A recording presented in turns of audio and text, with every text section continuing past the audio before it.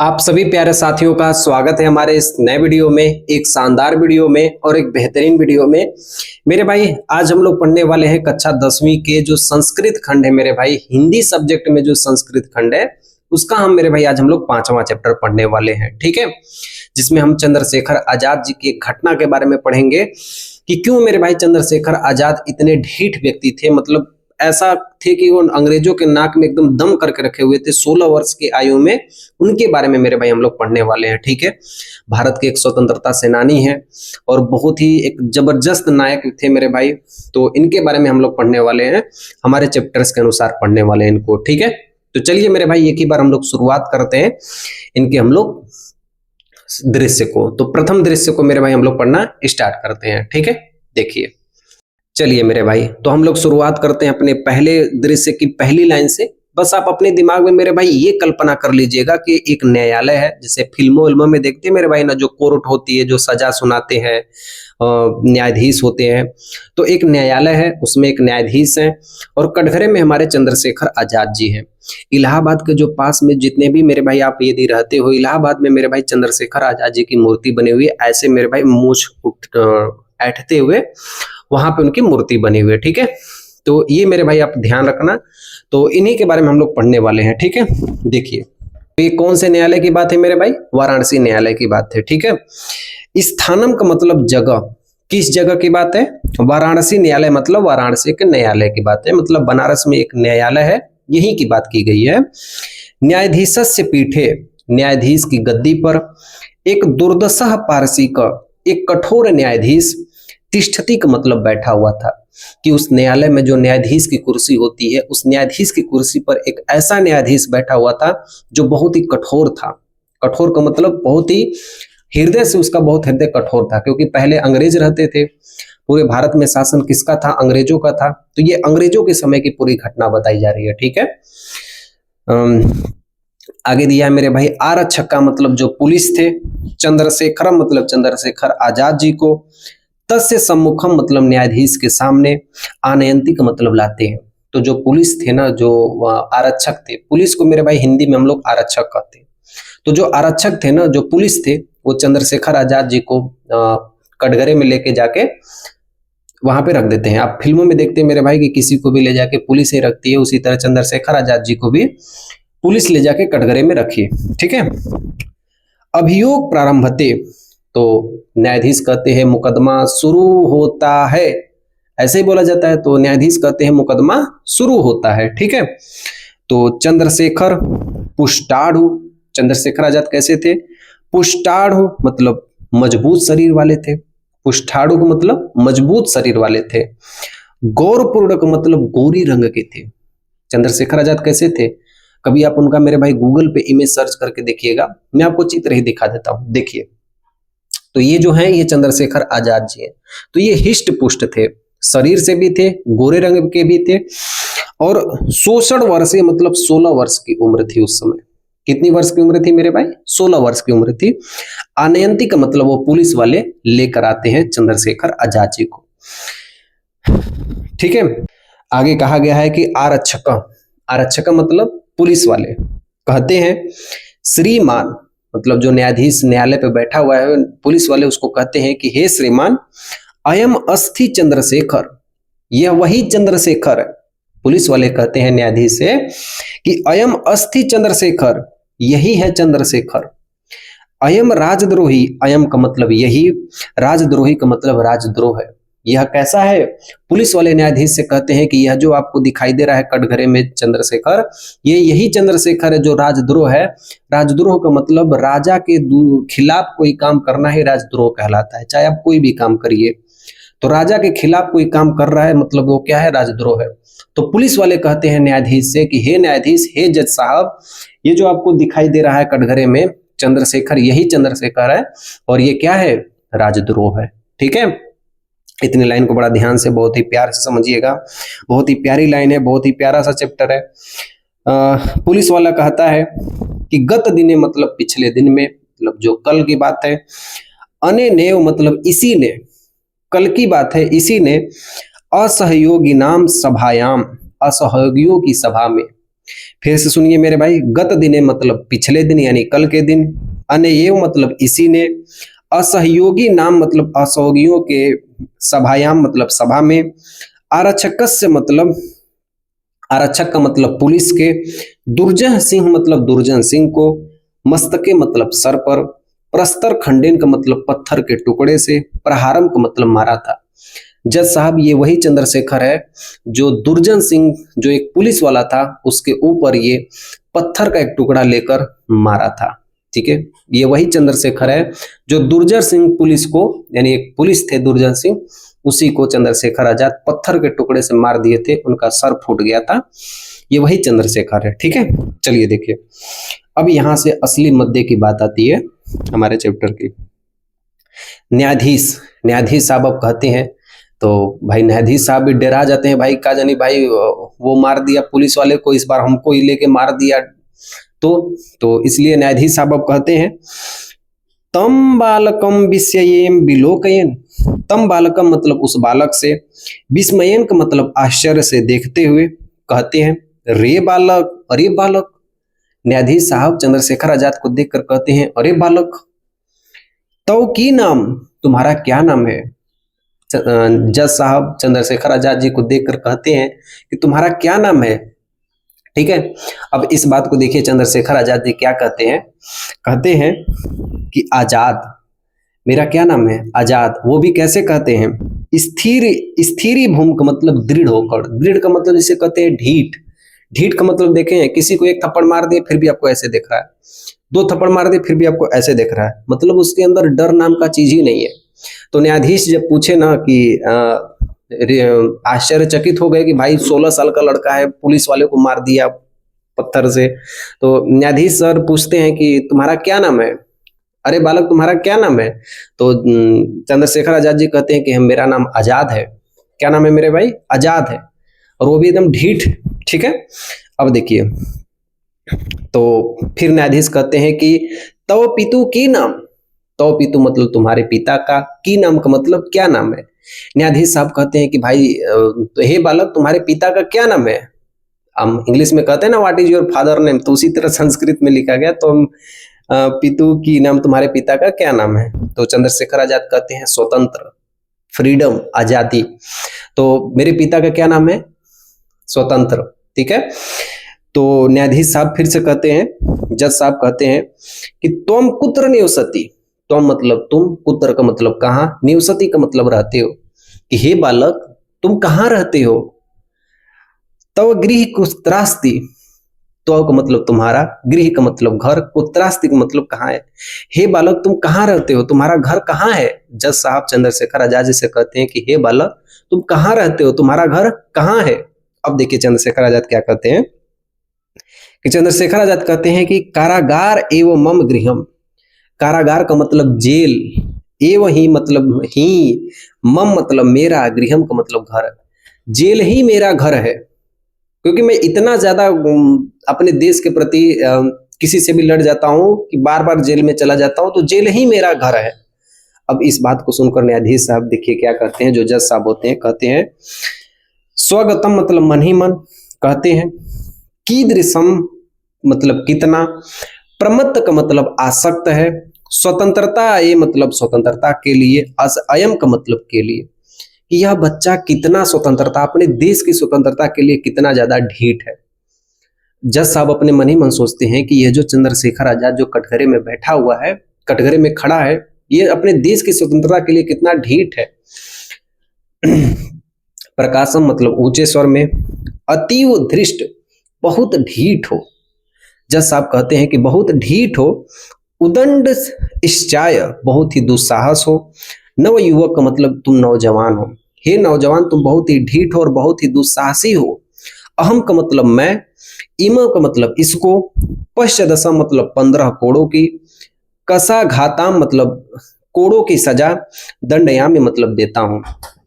तो देखो जज साहब कहते हैं कि यार ये तो बालक बहुत ही ढीठ है, बहुत ही बदमाश है, बहुत ही उदंड काम कर रहा है, तो इसके लिए मैं 15 कोड़ों की इसे सजा देता हूं। ठीक है, और वो मन ही मन सोचते हैं कि यार इतना 16 वर्ष की उम्र का बच्चा अपने देश की आजादी के लिए, मतलब अपने देश की स्वतंत्रता के लिए लड़ रहा है। ठीक है, देखिए, तो चंद्रशेखर आजाद कहते हैं नास्ति चिंता, कोई मुझे बात का दिक्कत नहीं है, कोई चिंता नहीं है।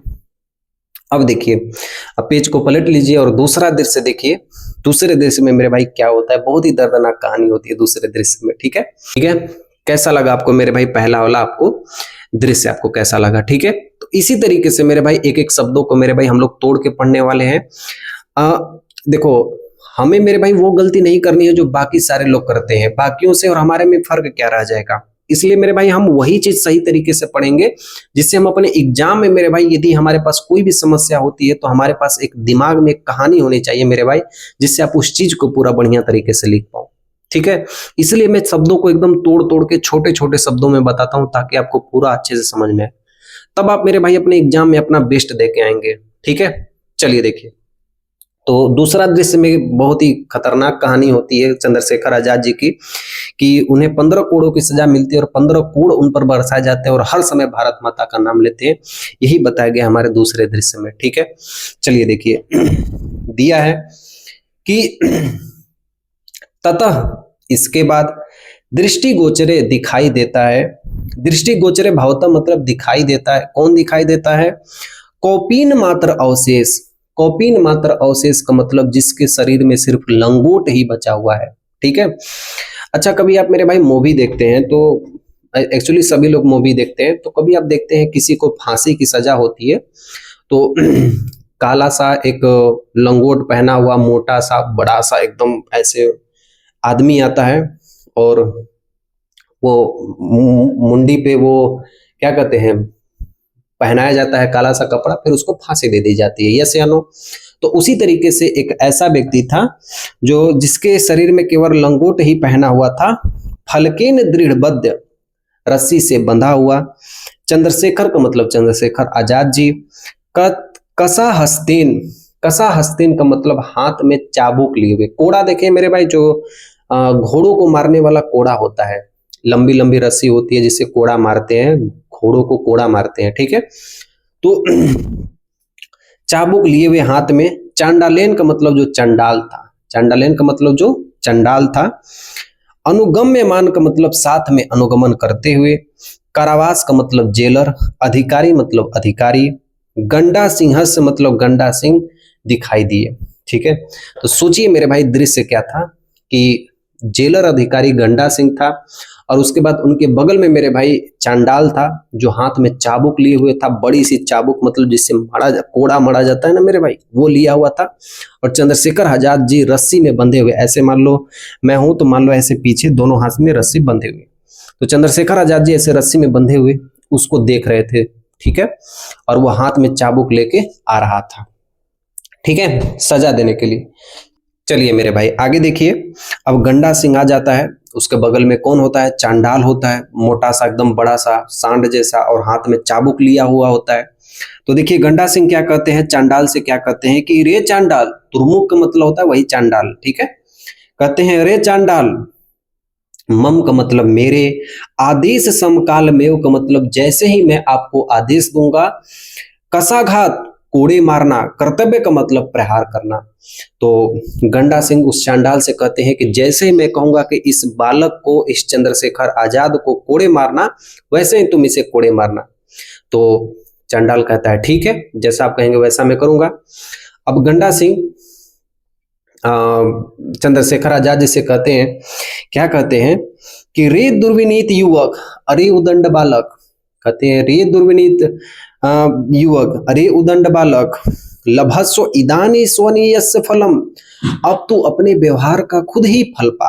जो तुमने किया है ना, जो तुमने पुलिस वाले को जाके तुमने मारा है ना, उसके माथे पे पत्थर तुमने फेंक के मारा है ना, तुम इसका खुद ही पा। ठीक है, तुम इसका फल खुद ही पा। तो लभस्व इदानी का मतलब व्यवहार का, स्वविनस्य का मतलब खुद ही, फलम का मतलब फल पा। ठीक है, कुरु राजद्रोहम और करो राजद्रोह। चंद्रशेखर आजाद से गंडा सिंह कहता है, जो एक जेलर अधिकारी होता है, वो गंडा सिंह से कहता है, मतलब जेलर अधिकारी गंडा सिंह होता है, चंद्रशेखर आजाद जी से कहता है कि तू और कर राजद्रोह, तुम अपने खुद का ही फल पा रहा है। ठीक है, तो अब गंडा सिंह कहता है चांडाल से कि इसको एक कोड़े मारो। कसा घाता एक कोड़े मारो। दुर्मुख मतलब चांडाल। चंद्रशेखर मतलब चंद्रशेखर आजाद जी को। कसया ताड़यति मतलब चाबुक से एक कोड़ा मारता है। मेरे भाई चाबुक से एक कोड़ा मारना मेरे भाई शरीर पे छाल पड़ जाती है, इतना तेज चाबुक से लगता है। कभी आप मेरे भाई रस्सी से कभी अपने आप को कभी चोट लगा के देखिएगा, रस्सी से कभी ऐसे मारिएगा, पूरा उग जाता है मेरे भाई, पूरी चमड़ी उग जाती है ऊपर, ठीक है। तो चाबुक से मारना बहुत बड़ी बात होती है, पूरी लाइन ऐसे दिख जाती है कि नहीं मारा गया। तो वो चंडाल 16 वर्ष के बच्चे को मेरे भाई, 16 वर्ष की उम्र का बच्चा को, यानी चंद्रशेखर आजाद जी को एक चाबुक मारता है तेजी से। चंद्रशेखर आजाद जानते हैं क्या कहते हैं? कहते हैं जय तू भारतम, भारत माता की जय। सोचिए वो देश प्रेम देखिए मेरे भाई। तो कहते हैं चंद्रशेखर आजाद जी कहते हैं कि भारत माता की जय। जैसे ही पहला कोड़ा उनके शरीर पे लगता है कहते हैं भारत माता की जय, ठीक है। देखिए तो फिर गंडा सिंह कहता है, दुर्मुख चांडाल से कहते हैं गंडा सिंह, द्वितीय का साघात, दूसरा भी मारो इसको। सोचिए इतना बेरहम थे अंग्रेज ना कि मतलब 16 वर्ष के बच्चों को, आज के संविधान में मेरे भाई 16 वर्ष के बच्चों को बाल्य अवस्था में घोषित कर दिया जाता है, लेकिन सोचिए कि वो लोग निर्दयी थे, ठीक है, कहा जाता है मेरे भाई निर्दयी थे।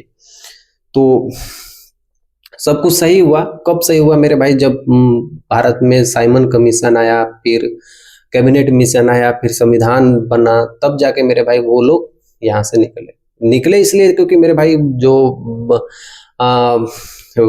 लेबर पार्टी थी, जो इंग्लैंड की जो लेबर पार्टी थी, वो जीत गए थे और उसके बाद भारत में एक संविधान का मिशन भेजा गया, संविधान बनी और हमारा देश आजाद हुआ, ठीक है।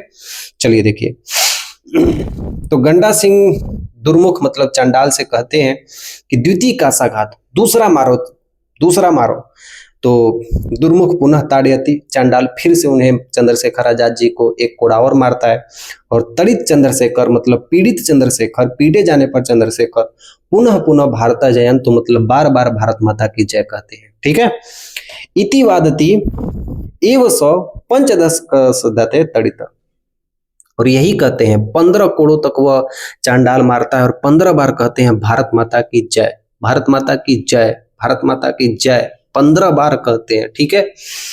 चलिए देखिए होता है। अब चंद्रशेखर आजाद जी जेल से जब बाहर आते हैं ना, क्योंकि ये जेल में ही घटना हो रही थी, अब जेल से जब बाहर आते हैं तब देखिए क्या होता है। यदा चंद्रशेखर, जब चंद्रशेखर आजाद कारागारात मतलब मुक्त मतलब जेल से मुक्त होकर वही आगजती मतलब बाहर आते हैं। जब चंद्रशेखर आजाद जेल से बाहर होकर, जेल से जब बाहर आते हैं ना, तदेव तब सर्वे जना मतलब सभी लोग, तो परितम मतलब उन्हें वेष्टयंती मतलब घेर लेते हैं। जैसे ही चंद्रशेखर आजाद जेल से बाहर आते हैं ना, तो पहले तो उनके शरीर पे छाले लगे हुए होते हैं चारों तरफ, और सभी लोग उनको क्या करते हैं, घेर लेते हैं, ठीक है।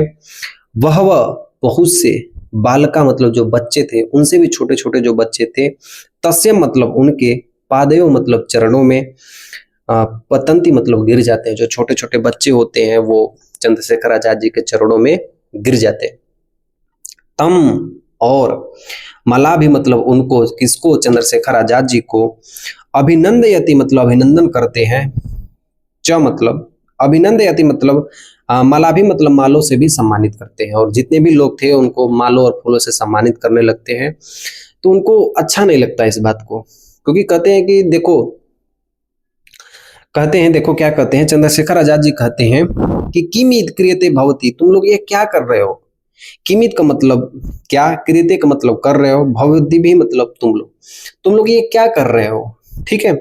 वयम मतलब हम, सर्वे मतलब सभी लोग, भारत मातु मतलब भारत माता के, अनन्य भक्ता मतलब अनन्य भक्त है। हम लोग जितने भी लोग हैं ना, ये भारत माता के अनन्य भक्त हैं।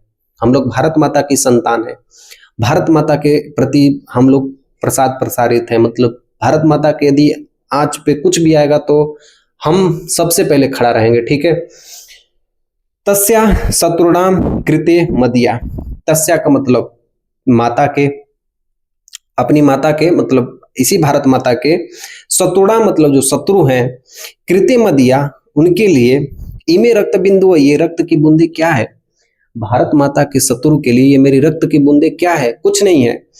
अग्नि स्फुलिंगदा आग की जो चिंगारियां होती है भविष्य ते मतलब बनेंगी। ये जो मेरी खून है ना, जो मेरे शरीर से खून गिर रहा है, जो मेरे ऊपर कोड़े मारे गए हैं, सोचिए एक जगह पे 15 कोड़े मारना कितना दर्दनाक होगा मेरे भाई। अगर मेरे शरीर से जो खून गिर रहे हैं ना, ये भारत माता को जब ये पड़ेंगे ना, तो ये रक्त की बूंदे ही ज्वाला बन जाएंगे। ठीक है, और कहते हैं जय तु भारतम, भारत माता की जय हो। इति उच्चे कहंत सर्वे गच्छन्ति, और सभी ऊंचे स्वर में भारत माता की जय, भारत माता की जय, भारत माता की जय करते हुए चले गए। ठीक है, और मेरे भाई आप सभी लोग से मेरे भाई रिक्वेस्ट है, आप लोग सभी लोग कमेंट में सिर्फ और सिर्फ लिखिएगा भारत माता की जय, और एक तिरंगा लगा के मेरे भाई कमेंट में डाल दीजिएगा। ठीक है, ये मेरा आपसे मेरे भाई रिक्वेस्ट है कि आप लोग इसे कमेंट में भारत माता की जय और एक तिरंगा लगा के मेरे भाई अपने कमेंट में डाल देना, ताकि हर कोई मेरे भाई देखे तो कमेंट को, तो उसे ऐसा लगे नहीं कि भारत माता के लिए प्रति कितना बलिदान हमारे जो स्वतंत्रता सेनानी थे वो दिए थे। ठीक है, तो एक्चुअली बहुत ये आधुनिक इतिहास बहुत लंबी कहानी है। अंग्रेज जब आए और अंग्रेज यहाँ से गए, तो ये इतना आसान भी नहीं था और इतना मुश्किल भी नहीं था। तो बहुत सारे लोग इसके पीछे लगे, क्योंकि 1600 में अंग्रेज आए और 1947 में गए, तो गए तो सब गए, इसके पीछे भी मेरे भाई कई सारा कारण था। क्योंकि कोई भी मेरे भाई कहीं अधिकार जमा लेता है तो कहीं जल्दी छोड़ने का नाम नहीं लेता है। ठीक है, तो चलिए कभी मौका मिलेगा तो मैं आपको पूरा कहानी बताऊंगा कि किस तरीके से अंग्रेज आए, कहाँ कहाँ अधिकार किए, बंगाल में अधिकार किए, फिर उसके बाद बंगाल से फिर भारत में पूरा शासन किए। शासन करने के बाद प्लासी का युद्ध, बक्सर का युद्ध लड़े, फिर उसके बाद चार्टर अधिनियम आए, फिर एक्ट अपना लेके आए, फिर रोलेट एक्ट लेके आए। मैं ऐसे ऐसे नाम बताऊंगा कि आप लोग को समझ में नहीं आएगा। ठीक है, मॉन्टेगू चेम्सफोर्ड अधिनियम लेके आए, मार्लो मिंटो एक्ट लेके आए, कैबिनेट मिशन लेके आए, तो बहुत सारे ये मिशन लेके आए भारत में। फिर 1857 की क्रांति होती है, फिर वहां से मेरे भाई फिर आपको फिर 1857 की क्रांति होती है। 1858 में एक नियम लेके आते हैं, ब्रिटिश महारानी आके यहाँ पे राज करती हैं, एलिजाबेथ प्रथम।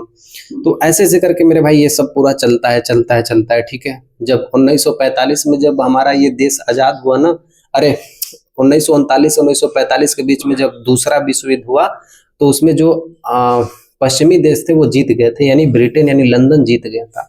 तो उसकी खुशी में मेरे भाई वहां के विलियम पिट थे, जिन्होंने वादा किया था कि भारत को एक संविधान के लिए एक संशोधन भी भेजा जाएगा, कैबिनेट मिशन भेजा जाएगा, जिसमें भारत को एक स्वतंत्र राष्ट्र घोषित कर दिया जाएगा। और वही संविधान का निर्माण होता है 2 वर्ष 11 महीने 18 दिन, और 26 नवंबर 1949 को संविधान की 16 अनुसूची लागू होती है। फिर उसके बाद मेरे भाई 26 जनवरी 1950 को संविधान पूरी तरीके से लागू होता है। ठीक है, तो 2 चीज है ध्यान रखना, 26 नवंबर 1949 को संविधान आंशिक रूप से लागू होता है, मतलब 16 संविधान लागू होते हैं, लेकिन 26 जनवरी 1950 को भारत में संविधान पूरी तरीके से लागू हो गया और भारत एक गणतंत्र राष्ट्र बन गया, लोकतांत्रिक राज्य बन गया। यानी यहाँ कोई राजा का बेटा राजा नहीं होगा, बल्कि राजा को यहाँ की जनता चुनेगी। ठीक है, तो इसके पीछे भाई बहुत सारे लोग थे। ठीक है, चंद्रशेखर आजाद, भगत सिंह, महात्मा गांधी, पंडित जवाहरलाल नेहरू, सरदार वल्लभ भाई पटेल, मतलब मेरे भाई ये सभी लोग इतने नेता, सब लोग मिलके इस देश को आजाद करवाए हैं। ठीक है, तब हम लोग अभी हैं गुलाम से बच गए हैं, 80 साल हुए हैं हमारे देश को आजाद होते हुए। ठीक है, तो हमारा ये चैप्टर है ये कंप्लीट हो गया। अब हम इसके बाद नेक्स्ट चैप्टर की ओर बढ़ेंगे। जो हमारा अगला चैप्टर है वो हमारा है चैप्टर नंबर 6, किन के वर्धते, किससे क्या बढ़ता है, तो उसे भी हम खत्म कर देंगे। बहुत ही छोटा सा चैप्टर है। ठीक है, तो पढ़िए, ध्यान रखिए, मस्त रहिए। मिलता हूँ नेक्स्ट वीडियो में, तब तक के लिए जय।